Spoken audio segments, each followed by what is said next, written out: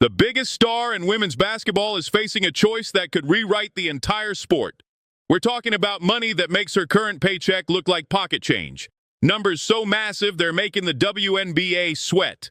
And the clock is ticking. Caitlin Clark might be on the verge of accepting a deal worth $50 million per season. Not over 4 years. Not even over 2 years per season. That's more than most National Basketball Association superstars make. That's life-changing, generation-changing wealth. And it's coming from a place nobody saw entering the women's basketball conversation just months ago. The Saudi-backed Project B League isn't playing around. They're not here to compete. They're here to dominate. And they've got their sights set on the biggest name in the game. Right now, Clark is pulling in about $78,000 for her entire 2025 WNBA season. That's not a typo. The woman who sells out arenas across America, who brought unprecedented viewership to women's basketball, who has analysts saying she's worth nearly $1 billion to the league, makes roughly what an accountant pulls in annually. Her 4-year contract with the Indiana Fever totals just over $300,000. Meanwhile, her jerseys are flying off shelves. Merchandise sales exploded by over 600% when she entered the league. TV ratings shatter records every time she steps on the court. When she missed 5 games due to injury this past season, national viewership dropped 55%. The Fever's televised games alone saw a 53% decrease. One player, that much impact, and the compensation doesn't even come close to matching the value she brings. Industry insiders aren't sugarcoating it anymore. One source straight up told reporters it's hard to believe Clark isn't worth close to $1 billion to the WNBA. Her agent publicly stated that it's impossible for the league to ever truly pay Clark what she's worth. The system wasn't built for someone like her. The salary structure is outdated, disconnected from reality. Even the maximum supermax contract in the league right now tops out at around $250,000 per year. Clark could quintuple that amount and still be underpaid for what she brings. This is where Project B enters the conversation with an offer that changes everything. So what exactly is Project B? It's not some half-baked startup with big dreams and no resources. This is a fully funded, strategically planned global basketball league that's been in development for over 2 years. The brains behind it are Grady Burnett, a former Google and Facebook executive, and Jeff Prentice, the co-founder of Skype. These aren't basketball people trying to play business. These are tech giants who know how to build empires, and they're bringing that Silicon Valley mindset to women's sports. The league structure is unlike anything we've seen. 6 teams, 11 players each, 7 two-week tournaments that'll span the entire globe.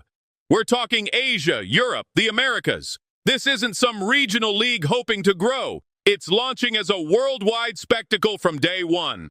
The season runs from November through April, perfectly timed to avoid any conflict with the WNBA's summer schedule. Players can compete in both leagues without breaking contracts or burning out. But here's where it gets interesting. The leadership team reads like an all-star roster. Alana Beard, former WNBA legend, is the chief basketball officer. Candace Parker is on board as an investor and advisor. So is NFL Hall of Famer Steve Young. Tennis icons Novak Djokovic and Sloane Stephens are backing it. Even Lauren Jackson, the FIBA Hall of Famer, signed on as an advisor. These aren't random celebrities lending their names for publicity. These are people who understand professional sports at the highest level, and they're betting big on this vision. Reports confirm that Project B has already signed multiple WNBA players to contracts. They're not disclosing names yet, but the deals are done. This isn't speculation anymore. It's happening. And when you look at who's funding all of this, everything starts making sense. The primary financial backing comes from Saudi Arabia's public investment fund through their entertainment company, Sela. If that name sounds familiar, it should. This is the same fund that disrupted professional golf with Live Golf, offering players contracts so massive that the PGA Tour had no choice but to negotiate. The same fund that's poured billions into global soccer, luring superstars like Cristiano Ronaldo and Karim Benzema to the Saudi Pro League with salaries European clubs couldn't match. The Saudi PIF manages over $700 billion.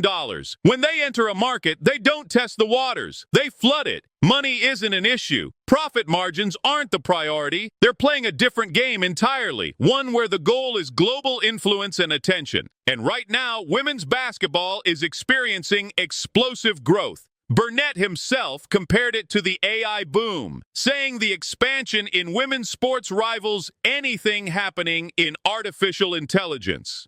That's not hyperbole when you look at the numbers. Viewership, attendance, merchandise sales, everything is trending up at rates nobody predicted even 5 years ago. Project B sees this moment and wants to capitalize on it. They're offering salaries that are multiples higher than anything available in women's professional sports right now. We're talking contracts ranging from $10 million to $50 million per season. For context, the entire WNBA salary cap for a team sits at about $1.5 million. One Project B contract could exceed what an entire WNBA roster makes combined. That's the kind of financial firepower we're dealing with. And the timing couldn't be more perfect or more devastating for the WNBA. The league is currently in the middle of intense collective bargaining agreement negotiations. The players opted out of their existing CBA back in October 2024, and the deadline to reach a new deal is October 31st, 2025.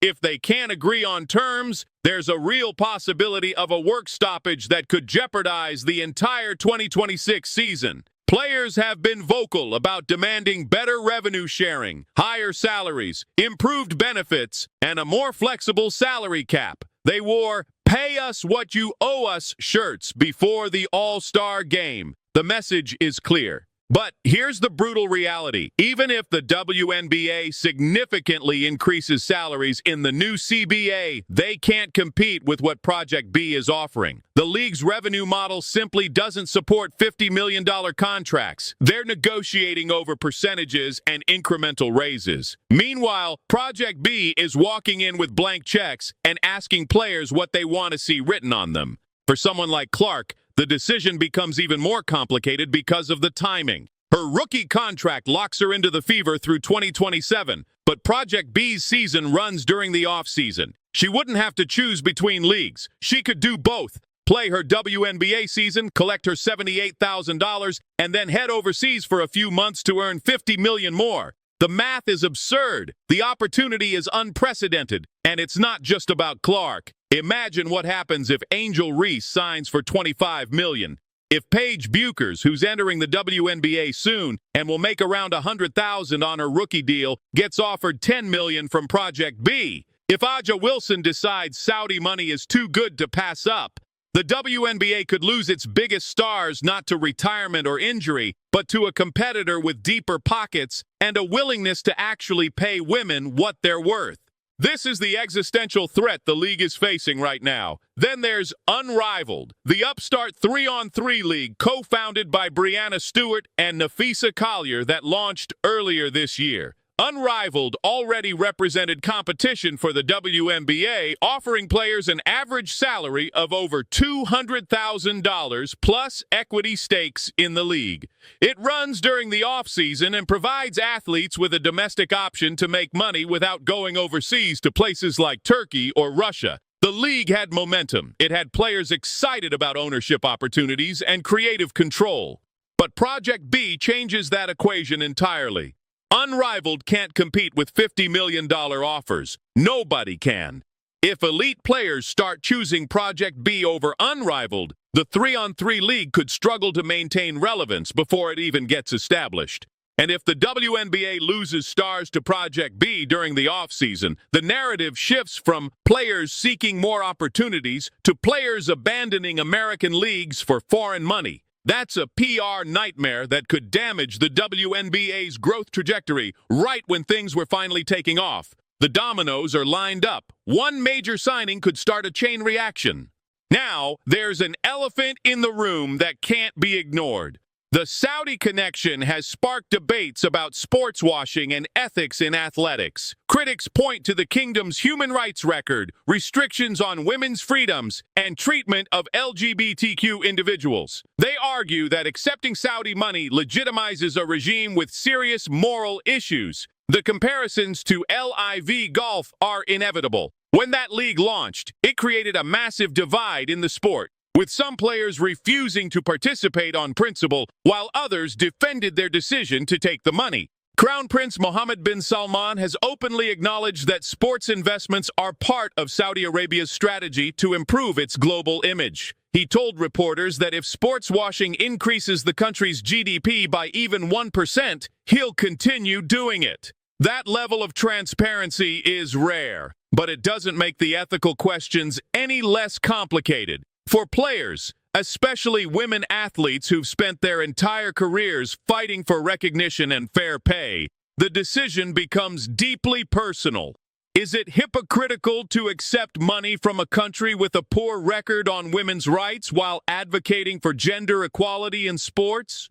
Or is it pragmatic to take generational wealth when it's offered, especially after years of being underpaid and undervalued? There's no easy answer. Some will argue that athletes shouldn't be held to higher moral standards than corporations that do business with Saudi Arabia every day. Others will say that visibility matters, that sports figures have platforms and responsibilities that come with their fame. The debate is legitimate, and it's one that Clark and every other player considering Project B will have to navigate. But here's the thing, you can find moral and ethical concerns with almost any professional sports league if you dig deep enough. Sponsorship deals with questionable companies, ownership groups with problematic histories, broadcast partnerships with controversial media entities. None of that excuses anything, but it does complicate the notion that Project B is uniquely problematic in a way that other leagues aren't. The difference is scale and transparency. The Saudi involvement is front and center, not hidden in layers of corporate structure.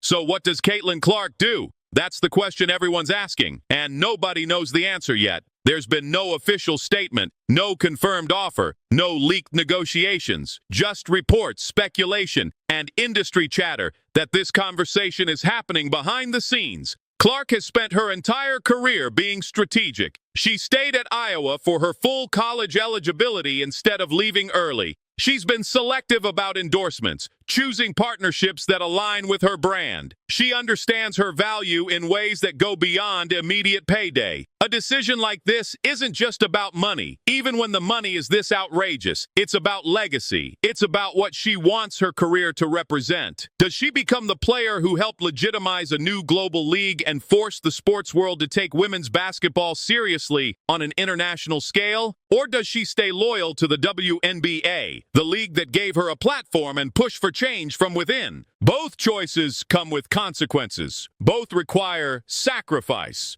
And both will define how the next generation of women basketball players approaches their careers. If Clark signs with Project B, it opens the floodgates. Other stars will follow. The landscape of women's basketball shifts dramatically. The WNBA will have to adapt or risk becoming a developmental league for players who go overseas for real money. That might sound harsh, but it's the reality when salary discrepancies are this extreme.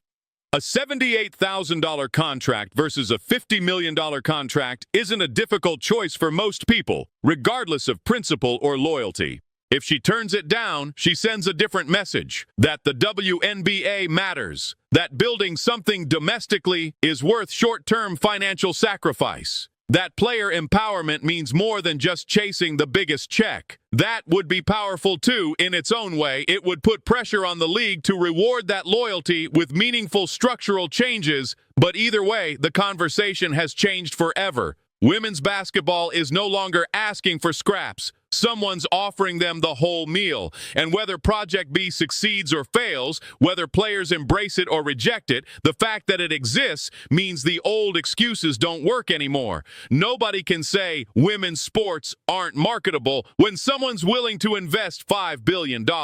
Nobody can claim there's no audience when tournaments are planned across 3 continents. Nobody can argue that female athletes don't deserve NBA-level money when contracts for $50 million per season are on the table. This is the moment that could change everything. Not just for Caitlin Clark, not just for the WNBA, but for every woman athlete who's been told to settle for less. The decision she makes won't just impact her bank account. It'll set a precedent that reverberates through sports for decades. And that's why everyone's watching. That's why this matters so much. Because when the best player in the world gets offered the kind of money that reflects her actual value, and she has to choose what to do with it, we're all about to find out what the future of women's basketball really looks like. The countdown is on, the pressure is mounting, and whatever happens next, there's no going back to the way things were.